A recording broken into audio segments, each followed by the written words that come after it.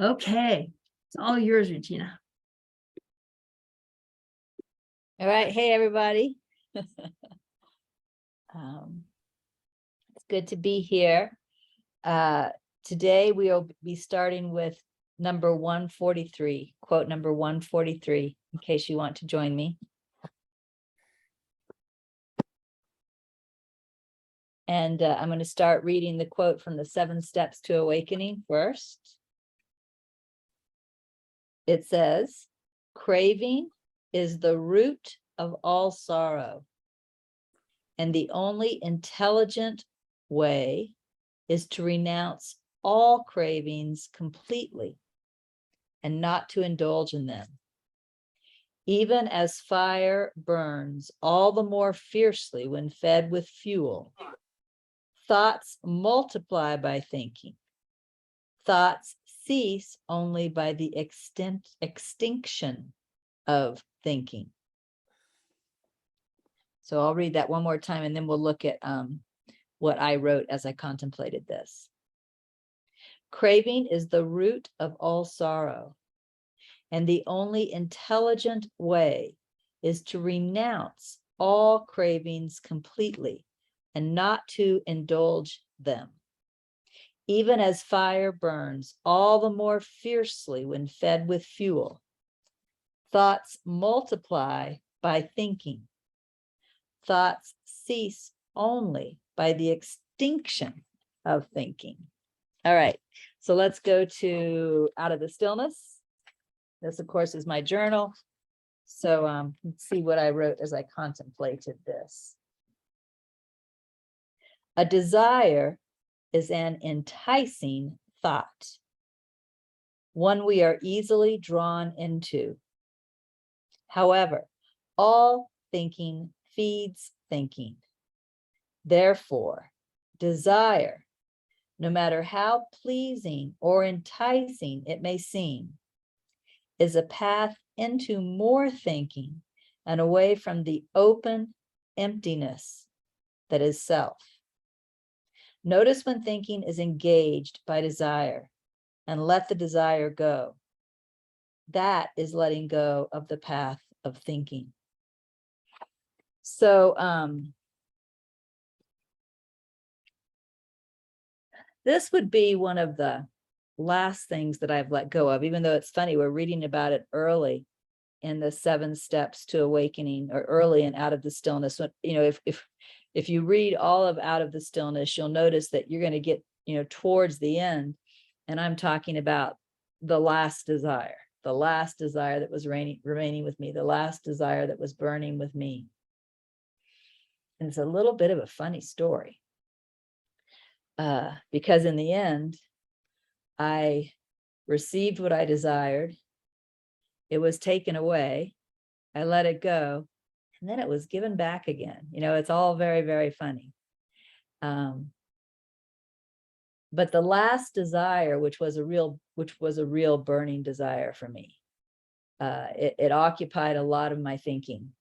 The last desire that I experienced, therefore the last desire that I let go of, was the desire to have a place of my own in La Vida. And this desire began long before we had a retreat house there. This desire began long before there was any talk of having a retreat house there. In fact, it began long before there was even talk of a retreat house. It began, when I moved to Pueblo back in 2009, one of the things I liked about the house that I bought is that you could see the Spanish peaks from my back deck. I didn't even know the name of them, right? I didn't even know the name of these mountains. Later, Lynn Johnson came over to visit one day, and she said, "Oh, those are the Spanish peaks," and told me about them. And but I just fell in love with them, and I love the fact that I could see them from the deck of this house. So it's one of the reasons, one of the 3 primary reasons I bought that house. It was years later. I moved in 2009. I think it was 2013. When one day we had nothing to do. It was a nice day, but we had no plans. It was about 8 o'clock in the morning. I looked out and I said, "Why don't we go down there?" And so Ron and I jumped in the car and we drove down, just following our nose, found our way to La Vida, found our way up to Cordova Pass, which is the pass that takes you up to the trail, which takes you up the West Peak. We actually hiked up to above the tree line, came down, drove back, and we're home in time for supper. It's kind of interesting. But from that day forward, I wanted to be there. And in fact, immediately the very next day, I started looking at condos on realtor.com. And, just for Shauna, because she knows the condos in the area, I was looking at Aspen Leaf in the beginning because they were the cheapest ones around. And I remember even Danielle getting a little offended, I think, because she lived with us. And when I was telling her I wanted to have a condo down there so that I could go down there a couple days every week, I think her impression was that because she was living in my house, that somehow I had to get away, and go somewhere else. It had nothing to do with that. It was just the calling of that place. So I spent a lot of time, I think every day almost of my life for years, looking at places in La Vida on realtor.com, wanting to buy a place of my own so I could go down there part of the week, every week. That was really my desire. And, there was never any place that I could really afford. What's funny, though, is, when the guidance came for the retreat house, I didn't think of putting the retreat house in La Vida. I was looking more in the Pueblo area. But one day, I don't know what year it was. I'm going to guess 2016, could have been 2017. After a fall retreat in Colorado Springs, Jacqueline, John Mark Stroud, and I went down there hiking. I took them up on the West Peak. And as we were sitting on the West Peak looking over the valley, John Mark Stroud said, you should put the retreat house here. I was like, And then later, Lisa Hester really drove that home by telling me to quit looking anywhere else, to only look in La Vida. She was the leader of the team looking for retreat house, and she kind of gave me an order, which allowed me to surrender to it. But what's funny is we bought the retreat house, and then there were delays in the closing because of a variety of things, a fire and then a hailstorm. So we were waiting to get to where we can close in the retreat house. I had a trip planned with my mom, and I took her to La Vida to show her the retreat house. And lo and behold, Mom fell in love with La Vida. And she ended up buying a place there. And in fact, she closed on her place October 1, 2018. We closed on the retreat house October 5, 2018. So from the beginning of the retreat house, I had a place in La Vida, and at first it was a condo, and then it was a house, but I had a place, and I went down there pretty much every week for 2 or 3 days, didn't I, Shauna? A very rare exception. Loved it, loved it, loved it, loved it, loved it. It was a dream come true. And then Mom started not being able to breathe there. Started having a lot of problems because of the altitude. And her doctor told her to move to Pueblo as soon as possible. And so she sold her house in La Vida. And I let go of my dream. I let it go completely. In fact, this is the short version. There are other parts of the story that I'm skipping for brevity. But so I let it go. And what's kind of funny is this summer, actually it started last winter, we rented, Mom still owned 3 condos there that she was renting out. And we rented a condo to someone last winter who kind of tore it up. And after they tore it up, Mom was like, I don't want to rent this anymore. I want to make this ours. And so as you guys probably know, just a couple of weeks ago, we moved stuff back to La Vida. And now I have a place in La Vida again. And as far as I know, I'll be going down there quite a bit. So it's kind of funny how the dream came, was given, was taken away, and came back. But there's something I've noticed, and this is really important. In fact, before I share this with you, let me read 143 from my journal again. It says, a desire is an enticing thought, one we are easily drawn into. However, all thinking feeds thinking. Therefore, desire no matter how pleasing or enticing it may seem, is a path into more thinking and away from the open emptiness that is self. Notice when thinking is engaged by desire and let the desire go. That is letting go of the path of thinking. Hold on, I'm at my mom's new Pueblo condo and in the guest room, and it's really warm in here. So let me let me strip down a little bit. There's not a chair in here or anything, so I'm on the bed.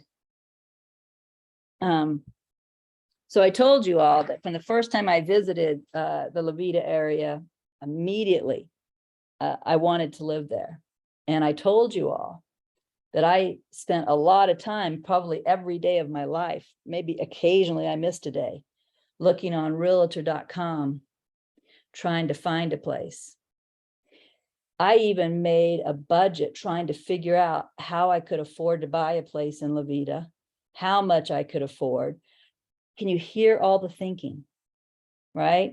So that's what this is saying, is that when we have a desire, what's happening is the desire is kicking off the thinking that is the ego.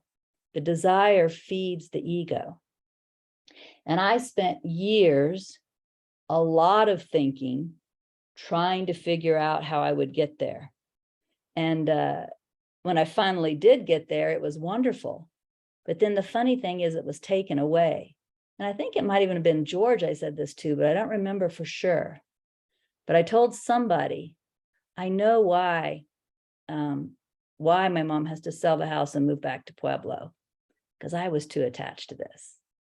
I knew exactly, like, this is something I absolutely have to let go. And so knowing that it was the last desire and that I had to let it go, I let it go. Now, the second time around, where everything has kind of unfolded, where, there I am right back there again, this thinking wasn't engaged this time. There wasn't trying to figure out how to make it happen. In fact, I don't feel like that happened at all. I feel like, mom said this, and then we did this, and then this had to happen, and then this had to happen, and everything just kind of happened, and I was kind of flowing with it, but the thinking wasn't engaged.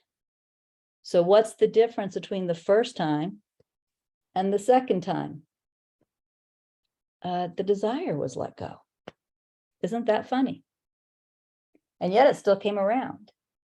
Kind of reminds me, it seems like there's a line in A Course in Miracles somewhere where it says something like, the Holy Spirit will give you anything that won't hurt you. Right? Anything that won't hurt you. And of course, when it talks about anything that won't hurt you, it means hurt your awakening. That's what it means, right? Anything that the Holy Spirit will give you anything that is not an obstacle to your own awakening, would be another way to word that. So it's funny that the first time it was given, but it was given to be taken away so that I could recognize my attachment to it and I could let it go. And then it came right back again. Isn't that funny? So what this is really pointing out to us is the problem. I'm trying to pick my words carefully, but it's very hard to pick good words. The problem with desire is how desire puffs up or initiates the ego. So that's what we want to look at. When we have a desire, notice how engaged the ego is. How much time is the ego spending thinking about that? How much is the ego doing trying to manipulate or control in order to get that? How much is the ego complaining because it doesn't have that? How much is the ego allowing me to feel like a victim because I'm not getting what I want, or because what I want was taken away? How is the ego engaged? Through desire. That's what we want to look at, because that's the problem with desire.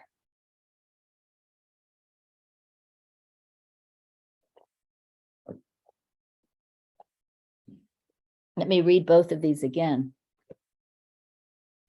So from the 7 steps to awakening. Craving is the root of all sorrow.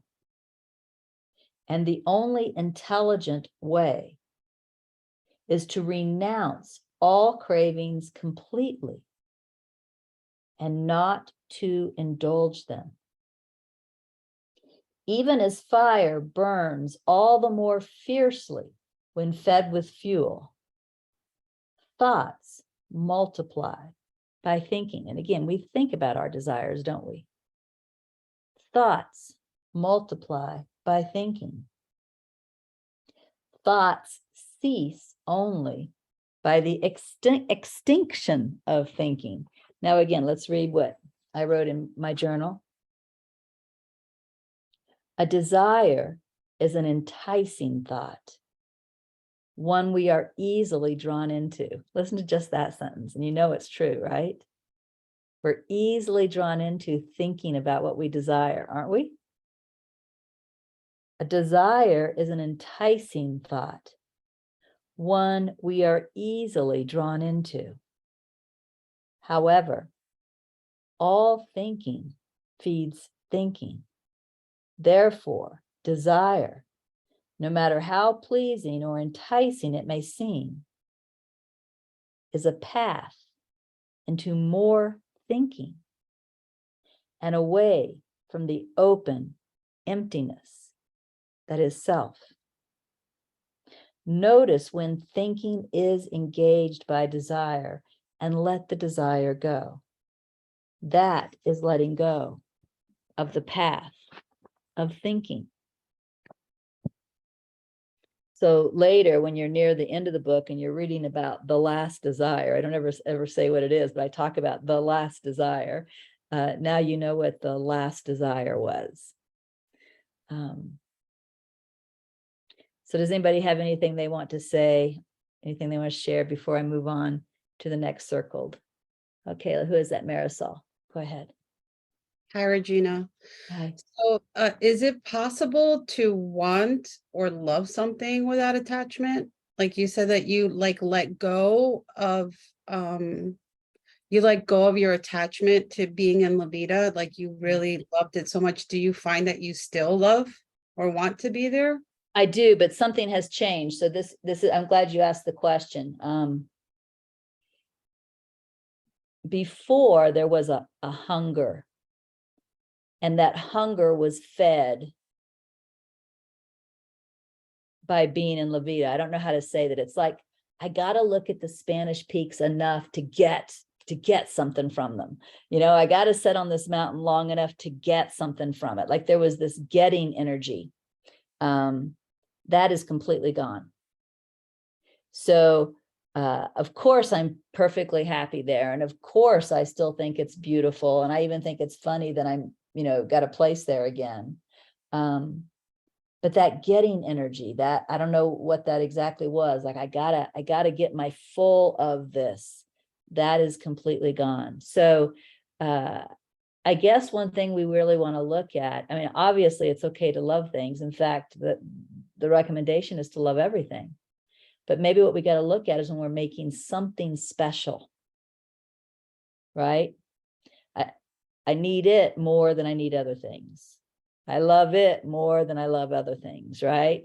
So I have to get my fill from it while it's here. I mean, I don't know if I'm answering you well, Marisol. Are you getting the image of what I'm saying? I think so. I mean, what I'm getting from it is that there's no sense of lack or needing it in order to feel fulfilled.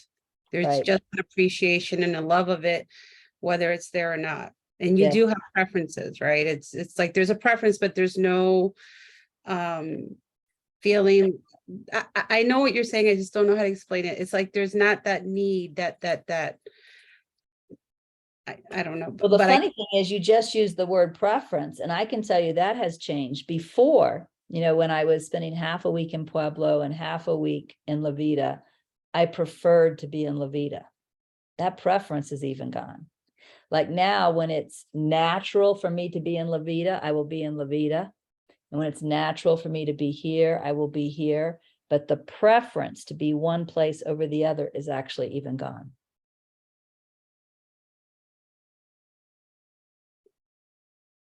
Okay. And another funny thing about it is, I suppose this is all energy.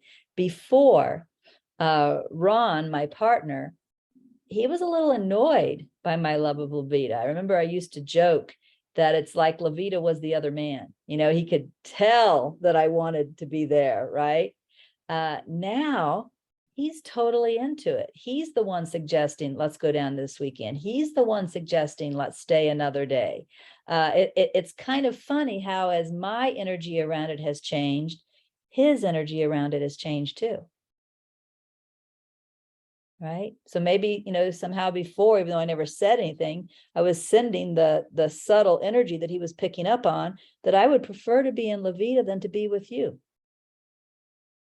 And he was feeling that, and so he felt the jealousy that would come with that. And now that preference isn't there, and he's completely changed. He's been there, what has it been, Shauna, 3 weekends in a row now or something? And we're going down again on Friday. Yeah. All right, let's see, Shelley.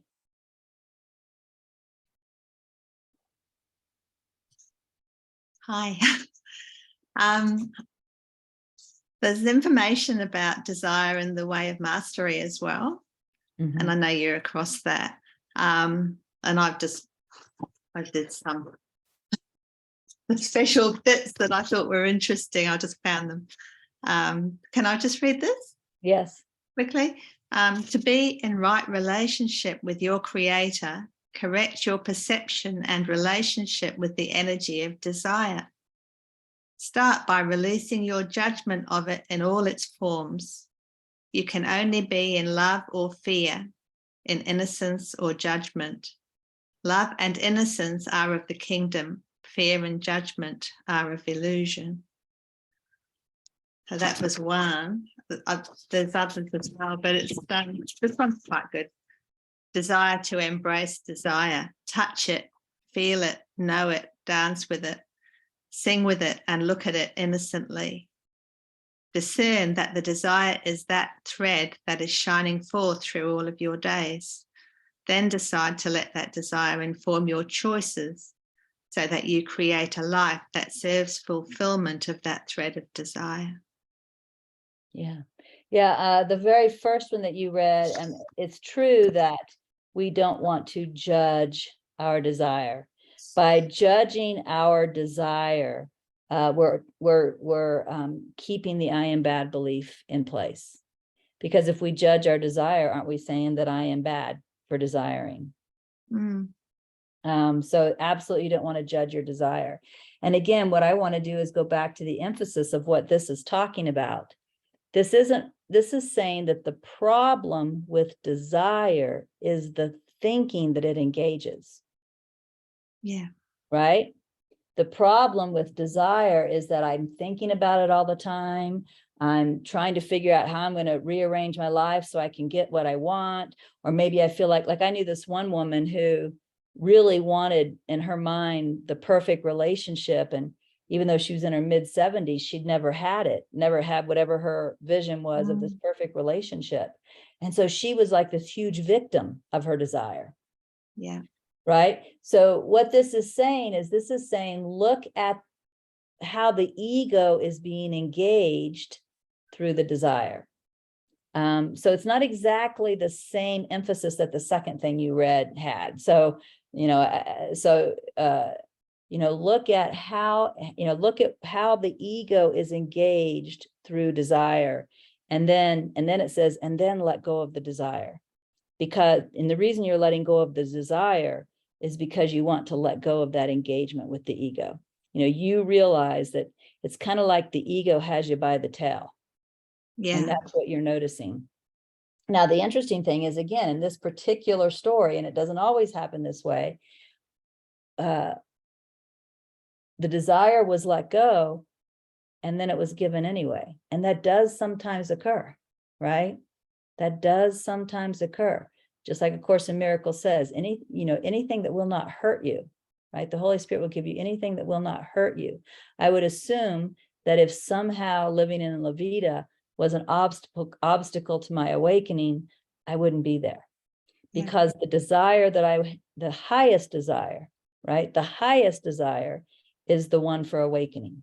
And so if the desire for awakening is higher than any other desire, those desires will not be given if they interfere with the greatest desire. Does that make sense? Yeah. Yeah. Thank you. Thank you. Inka, hi. I saw I have an email from you. So I was wondering if you could help me translate what you just said about the desire into a situation where my desire right now, my second highest desire, I heard that love correction. is to have an operation. Yeah. And get it understand. scheduled and How does that fall into what your teaching just was? Yeah. Well, the funny thing is, what you just said could be right-minded or wrong-minded. Isn't that funny? Really? So this is where you need to check yourself. Okay. I recently had a shoulder injury, and certainly, to say that I didn't want the shoulder to heal, of course I wanted the shoulder to heal. It's natural when you have an injury to want it to heal. But at the same time, every step of the way, I was okay with it as it was. I was in acceptance. Oh, yeah. So, right. So like in acceptance And I fall in and and out. doing the therapy and taking the medication, you know what I mean? So the question is, are you in judgment of how it is now? That's most of the time I'm not. yeah, that's what I think it's perfectly I have- natural sometimes I to have home go moments. certain way. Yeah. Yeah. Thank you. Yeah. Is that good? Good. Yeah. And who's next? Lena. Hello, Regina. Hello, everyone. Regina, I really need your help. I kind of stuck for maybe 2-3 weeks, and I cannot move forward with NTI. So first thing a little bit general, and then particular question. Hey, Lena, I think you're a little far from the microphone for me. I can't hear Okay, you. yes. I Thank you. believe yeah. Thank you for letting me know. So first, I remember you said we are going home. And my question is where we are going? Because how I understand it, the first principle of God, it's like seed. And in order to seed, explore what kind of seed is that, seed should grow. And this is exactly what we are. If we are in the first principle of God, we are or experience nothing, or it's pure joy. But because we don't have suffering there, we don't even realize that we are in pure joy. And we are coming here to the earth. We are coming to expand ourselves. We come here to experience ourselves. We come here to know yourself. So to me, it's kind of this is our place. This we do not go away from life and from everything, from desire. We need to manage our desire. And partially, actually, you answered today. You said that ego shouldn't be involved in our desires. Thank you. It was a beautiful answer. However, the whole philosophy of enlightenment, let go of the world. But where we are going to sleep, to sit statement and experience nothing. Yeah. Well, first of all, I'm not awake to the first principle of God. So I can't answer that part of your question from direct experience. What I would point to is the people who have that experience, especially Bernadette Roberts. And, like David Hawkins refers to it as the glory of God. Bernadette Roberts refers to it as something that is so beautiful, even the most beautiful sight on earth is monstrous compared to it. You know, so there's no way you can know what the first principle of God is until you awaken to it. I accept that fully. But those who have seem to indicate that it's worth it. Okay. But secondly, what I want to say to that is, I don't think anyone truly desires to awaken to that degree until they're called to awaken to that degree. You know, so I kind of think of this path that you're talking about, like starting at the first principle of God, kind of coming down, sorry, I don't mean that in a negative way, but coming down into the fourth principle, having experience, and then awaking back up to the first principle. I kind of see that like a boomerang. You know, like the boomerang came down, and then at some point the boomerang goes back. And when the calling comes to awaken, to be honest, that becomes all that we want. And I don't think there's anything you can do about that. If the calling isn't here to awaken, if you're still playing around in desire, I don't know that you can do anything about that. So one place in NTI, it says something about accept the state of mind that you have now. I think that wherever we are on that boomerang trail is perfect. It's right where we're supposed to be right now. You know, so probably the one thing that is helpful to us, no matter where we are on that boomerang trail, is to let go of judgment and just enjoy it. Enjoy right where I'm at. If we can learn to be and enjoy right where we are and trust that it's perfect, then no matter where we are, it's going to be free of suffering. The suffering only comes when we judge what's happening. And yet what's happening is still what's happening, right? So, so that would be my answer to that, is that there is a boomerang. I agree with you. We came into experience because we wanted to have experience. We have experience, we have experience. And at some time we get called back. And when we get called back, that starts becoming our desire. So there's the desire for experience. And then when you're called to come back, you also naturally start letting go of the desire for experience, right? Because the desire for experience is going to keep you here. So the desire for experience is there for as long as that's natural. And then as you start getting called back, you start letting go of that desire for experience and you just desire awakening. The whole path is natural. Yeah, I feel it. I think it's like a winter, summer, spring. It's all circular, all like coming back. Thank you. You clarified. And one question from NTI. I'm sure that I didn't correctly understand you, but can you remove that contemplation from me, because it lead me to nowhere. So in India, you said that you let go of desire to explain people or clarify what you want to say.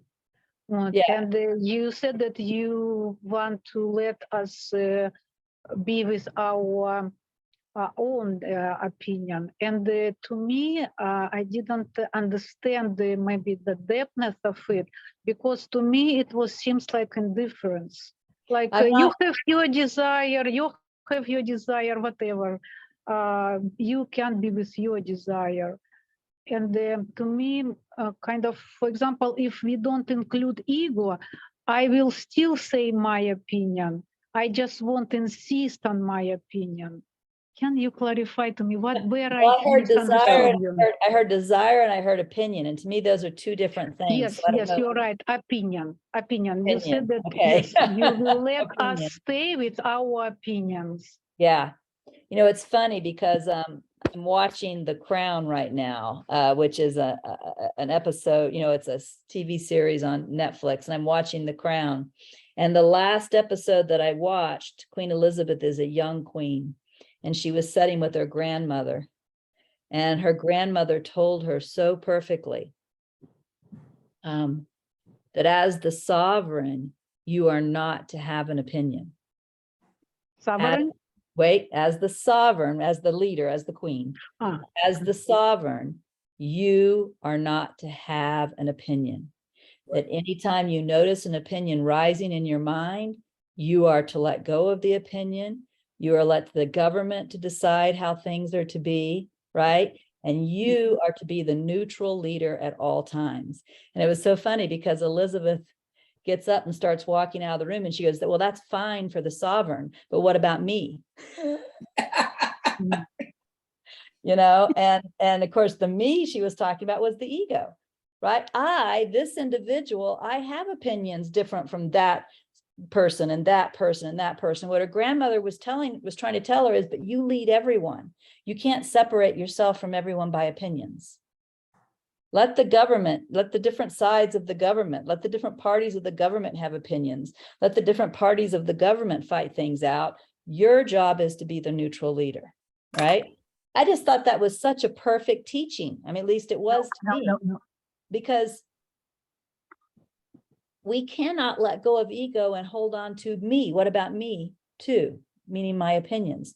We just can't. At some point, when you are ready, you need to decide whether you're going to cling to me, my opinions, or whether you're going to let it go and be the neutral sovereign that loves everybody and isn't picking a side, right? You can't be on all sides and one side at the same time. You can't have unity and division at the same time, right? And the sovereign, the queen, is to stand up for the unity of England. She's not to be on one side or the other. And it's the same with the Holy Spirit or with the right mind. We're here for the unity. We're not on one side or the other. So, you know, as it says in NTI, I believe it's Luke chapter 6, when you think you have an opinion, right? It says, bring that opinion to me, meaning Holy Spirit, and journal with the Holy Spirit, and let the Holy Spirit show you how holding that opinion is wrong. Just like the grandmother told the queen, right? You cannot have unity and division at the same time. This is what you have to see. And all opinions are a path to division. You cannot have unity and division at the same time. You have to pick which you want the most. And all of your opinions are only your opinions because of your conditioning. If you were born and raised another place in time by different people, had different experiences, you'd have different opinions. Those opinions are as fake as anything else in this world. And when we hold on to them and think we're right, we're holding on to that fake conditioned self as if that's what we are. Yes, you probably already noticed that, and I figure out that I'm highly opinionated girl, and this is my the biggest problem or what I am working on. And so interesting, it's showing up. It seems to me that I'm working on it, but it show up in some different varieties, which I didn't recognize. And right now you clarified it. Yeah, it will continue to show up if that's what you're supposed to be working on. If that's what you're supposed to be working on, it has to show up. You can't work on it unless it shows up. So that's the universe working with you to let go of being that opinionated person. Yeah, thank you. You're welcome. All right, tell you what, let's move on to 144. That's the next one I have circled. So 144 says, this is in the 7 steps to awakening. Never again fall into the mire of conceptualization, which is the cause of all sorrow. Now, first of all, it's kind of interesting because in 143, he said craving is the root of all sorrow. And now he says conceptualization is the cause of all sorrow. Now, let me ask you this, because, you know, if people want to say, oh, there's a conflict there, they could say that. But for a moment, pause and look. Have you ever had a desire that was not made up of concepts?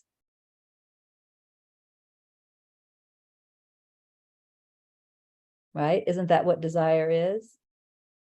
Like when I'm having those fantasies about having a place of my own in La Vida, don't I have a concept, an image of my mind about that perfect, you know, that perfect place and how happy it's going to make me? And isn't that all conceptualization? Aren't desires and concepts actually the same thing? Therefore, the root of all sorrow. How many times in your life have you wanted something, got it, and it wasn't what you thought it was going to be? Right? That's because your desire was a concept. Do you agree?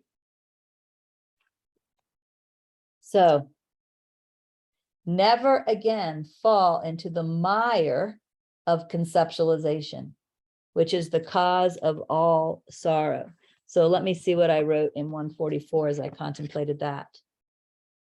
When the mind thinks, it builds complex concepts by taking this perception, adding this interpretation, mixing it with that belief. I'm starting to remember my desire more now. It's kind of funny. Mixing it with that belief, creating this problem, initiating these ideas, employing analysis and judgment, etc., and ongoing. It is a path away from the still and present heart to the busyness and complexity of mind. Worry, stress, and sorrow accompany mind complexity. Stay simple, stay in untangled peace, be happy.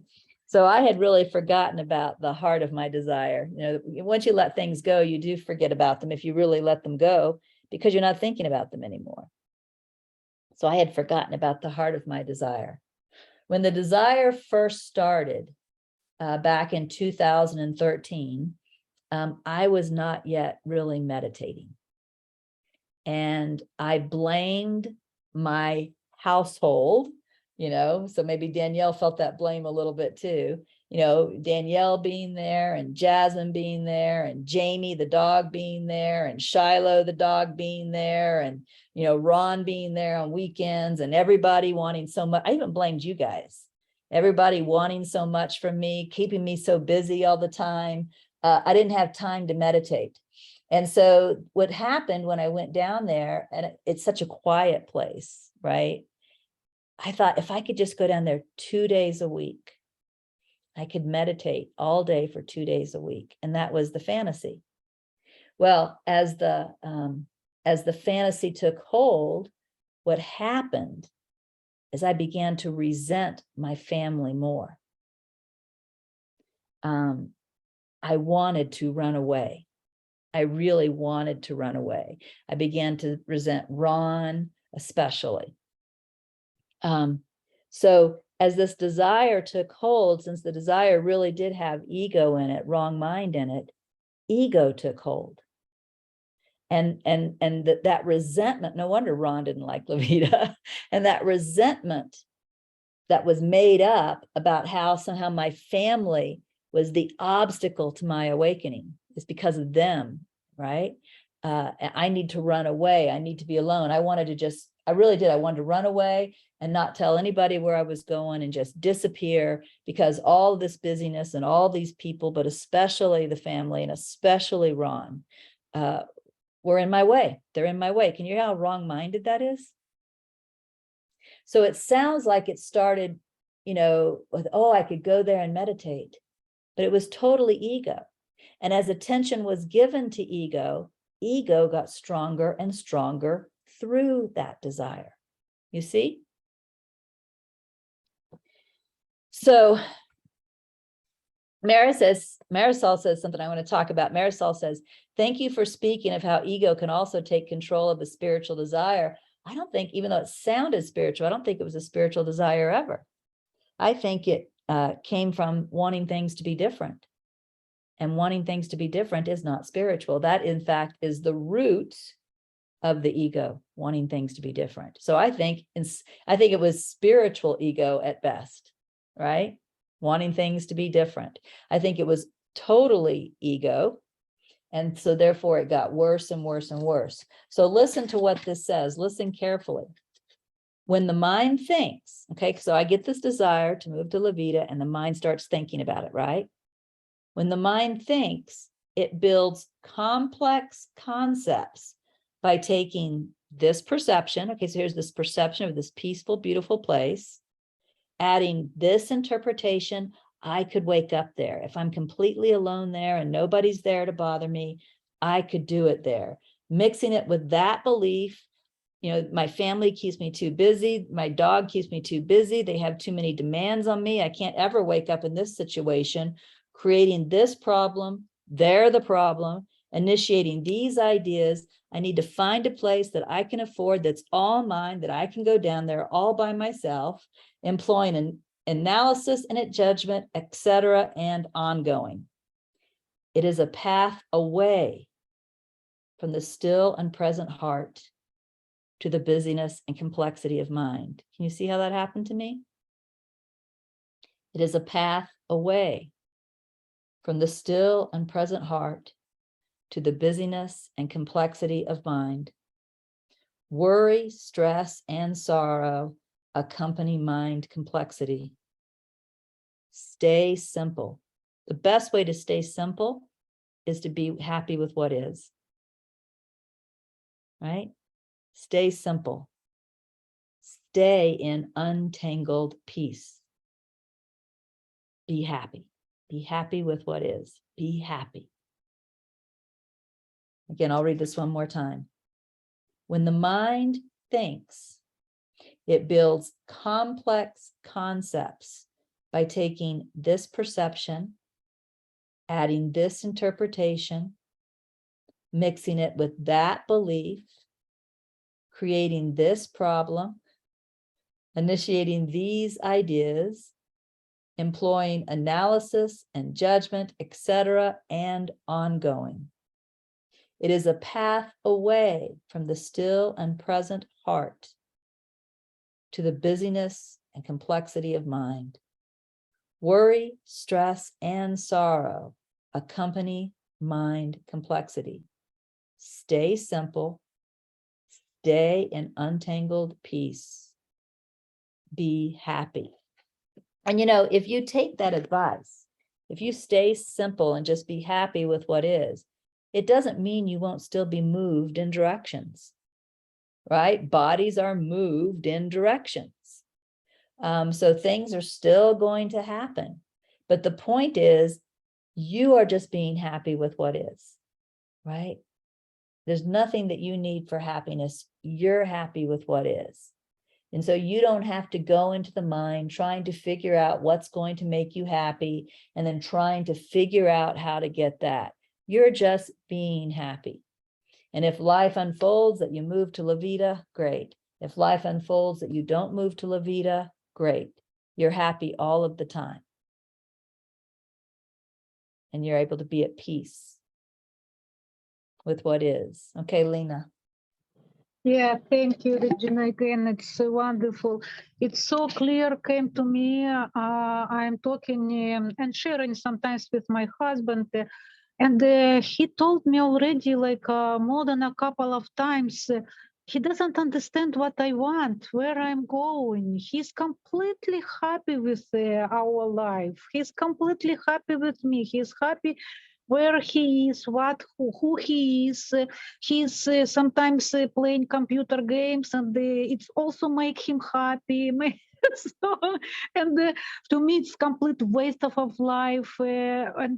So he's just happy in his time of his life.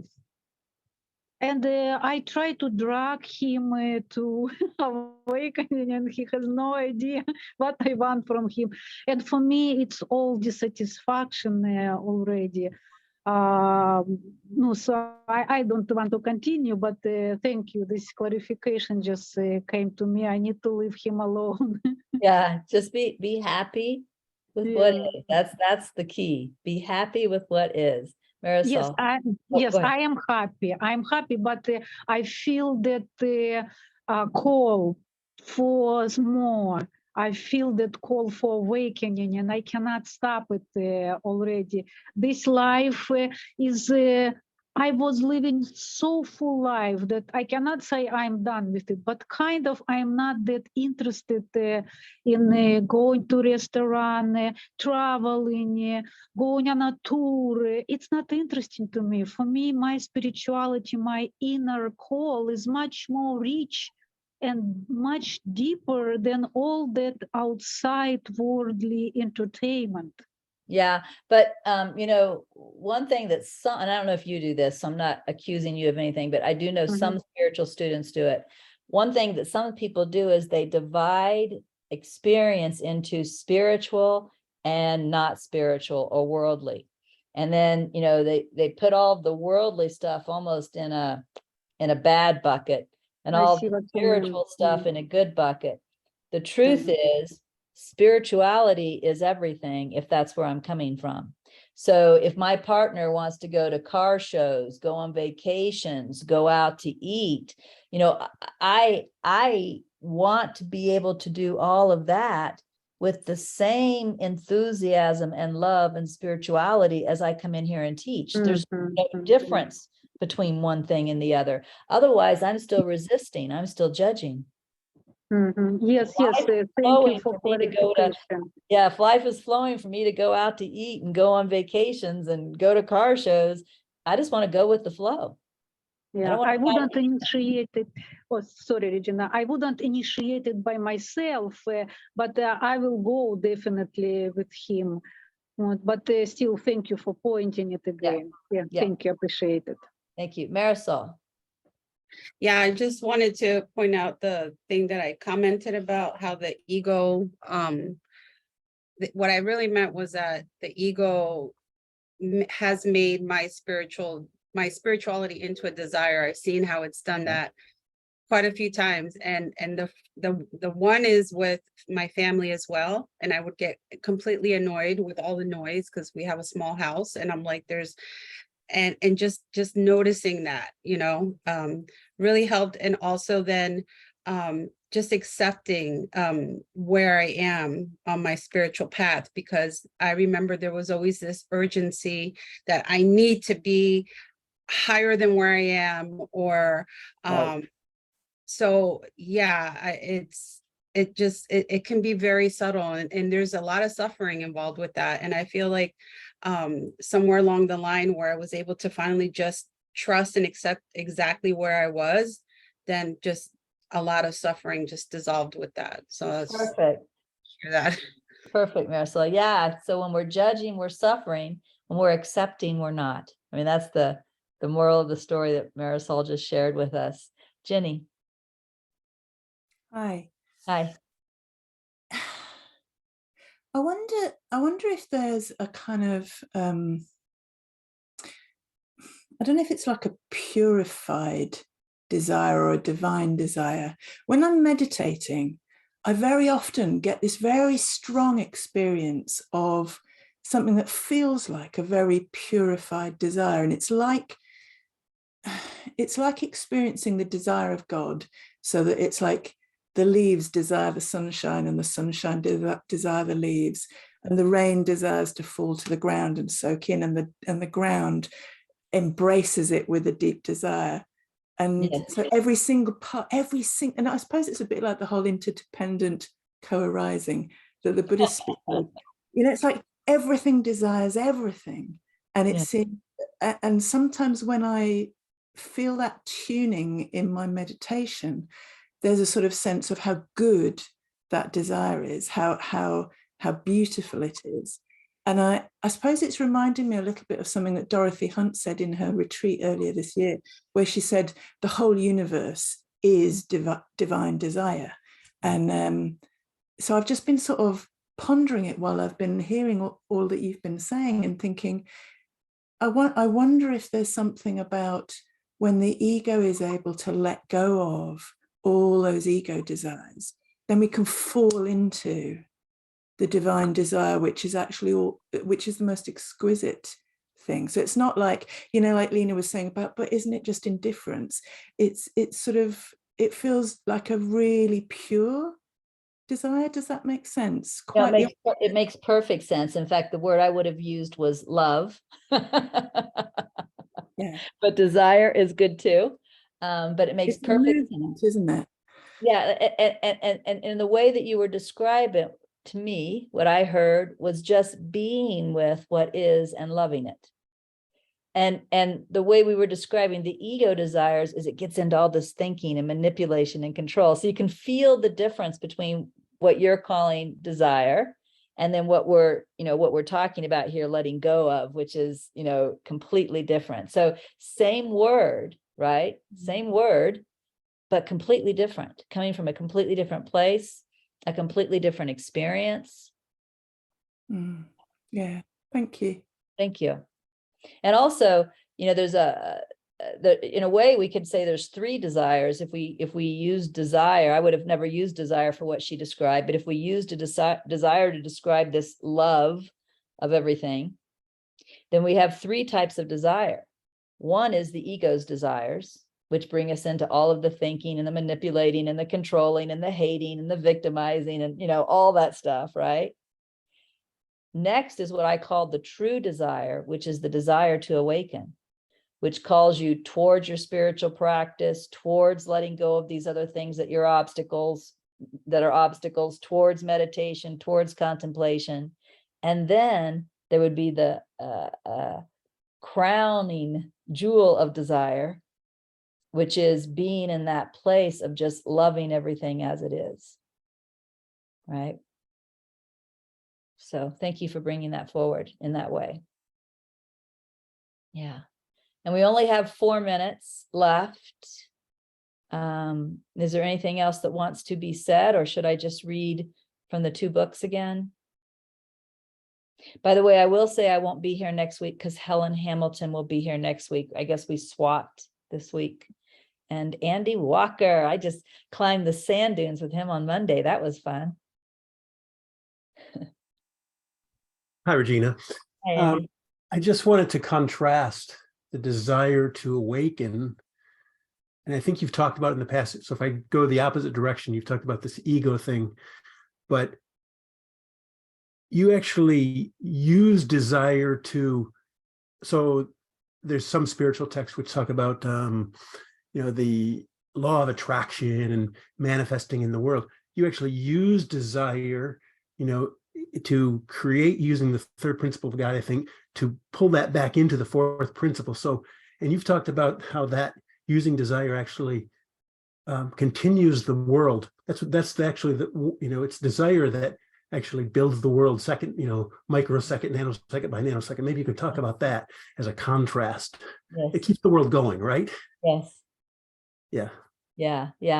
So again, it's kind of funny. We're using the same word, but we're kind of talking about 3 different energies, right? There's the wrong-minded desire of the ego, and definitely those desires are what keep the world going.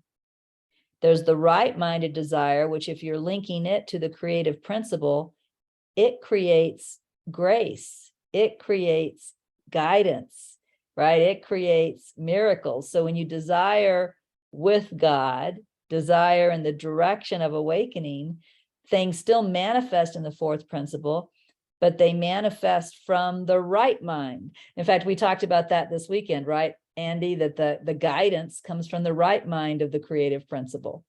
But that grace or that guidance comes from desiring truth, desiring awakening, whatever that, it's really, that desire is the call. And by getting in harmony with the call, with that desire, that also brings these right-minded things into the world. And then again, when you have awakened to the 2nd principle of God and you see everything as consciousness, and you just love everything as life awareness, like I said, I never would have called that desire, but I can see how you could say that's everything desiring to be together with everything else. So 3 different words. And I think what sometimes happens when people listen to the teachings, because you can't talk about everything at once ever. It'd be nice if you could say blah and say everything, because you can't talk about everything at once ever. You start talking about the ego desires and how they aren't helpful and how they do keep the world going in a negative egoic way. And then people think that you're judging desire and saying desire itself is bad. Actually, nothing we read here said desire was bad. What we read here pointed out how desire, of course, referring to egoic desire, engages the thinking, right? So whenever we listen to anything, we want to try and listen with our own inner wisdom and let our own inner wisdom explain to us what it is that we're hearing. We all know that there are desires that are obstacles that are not helpful to us. I mean, shoot, look at Putin's desire right now and all the suffering that, I mean, isn't that a desire? Doesn't he have a desire, right? And look at all the suffering that's causing. So there are definitely desires that are not helpful.